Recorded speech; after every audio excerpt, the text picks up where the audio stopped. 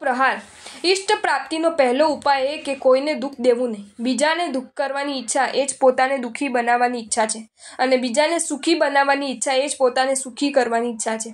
માટે કોઈ પણ જીવને દુઃખ ન ઉપજે તેવી રીતે વર્તવું એ ઇષ્ટ પ્રાપ્તિનો સાચો અને પહેલો ઉપાય. સંસારમાં રહેલાઓને માટે, ત્યાગી નહીં બનેલાઓ માટે આનો સર્વથા અમલ શક્ય નથી, પણ તેઓએ હાલતા ચાલતા જીવજંતુને તે અપરાધ ન કરે ત્યાં સુધી તો દુઃખ દેવું જ નહીં, અને ભલે તો સૌનું જ ચિંતવું એવો નિયમ કરી શકે છે.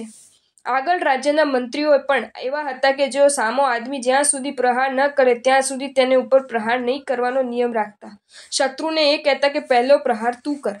એક વાણિયો કમાઈને ચાલતો આવતો હતો. તેને નિયમ હતો કે અપરાધી સિવાય બીજાને તો મારવા જ નહીં. એ વાણિયાને રસ્તામાં લૂંટારાઓ મળ્યા. પોતાને લૂંટવાને માટે લૂંટારાઓ આવેલા જોઈને એ વાણિયો ઊંટ ઉપરથી નીચે ઉતરી પડ્યો, કારણ કે અપરાધ કરવા આવેલાઓ નીચે ઊભા હતા. ઊંટ ઉપરથી નીચે ઉતર્યા પછીથી પણ તે વાણિયાએ પોતાની પાસે જે 5 બાણો હતા તેમાંના 2 બાણોને ભાંગી નાખ્યા. વાણિયાના આવા વર્તનથી ચકિત બનેલા લૂંટેરાઓ તેને પૂછે છે કે આમ કેમ કર્યું? વાણિયો કહે છે કે મારે એકને એક જ બાણ મારવાનો નિયમ છે. તમે 3 જણા છો એટલે મારે 3 જ બાણો જોઈએ.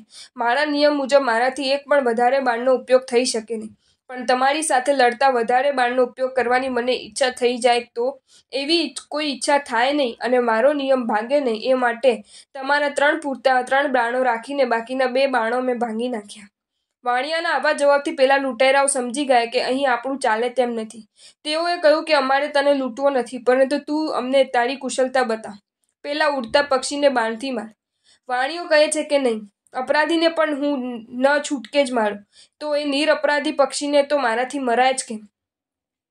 પછીથી તે વાણિયાએ લૂંટેરાઓની પૈકીને એક જણને તેના માથા ઉપર મોતીની માળા મુકાવીને ઊભો રાખ્યો, ને માત્ર એક જ બાણથી પેલાને જરા પણ આંચ ના આવે એવી રીતે મોતીને તે માળા ઉડાવી દીધી. આથી લૂંટારાઓ ખુશ થયા. પછીથી વાત કરતા કરતા વાણિયાને ખબર પડી કે આમાં એક તો રાજા છે, પણ દુઃખદ અવસ્થામાં આવી પડવાથી જ તે આવો ધંધો કરે છે.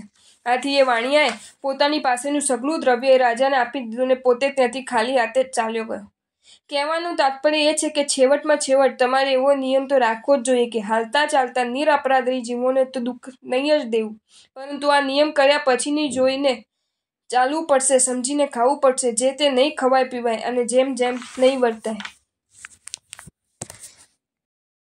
જો તમને આ વિડીયો ગમ્યો હોય તો આ વિડીયોને લાઈક કરો અને મારી ચેનલ જૈન ફેક્ટ્સ એન્ડ સ્ટોરીઝને સબસ્ક્રાઈબ કરો. ધન્યવાદ.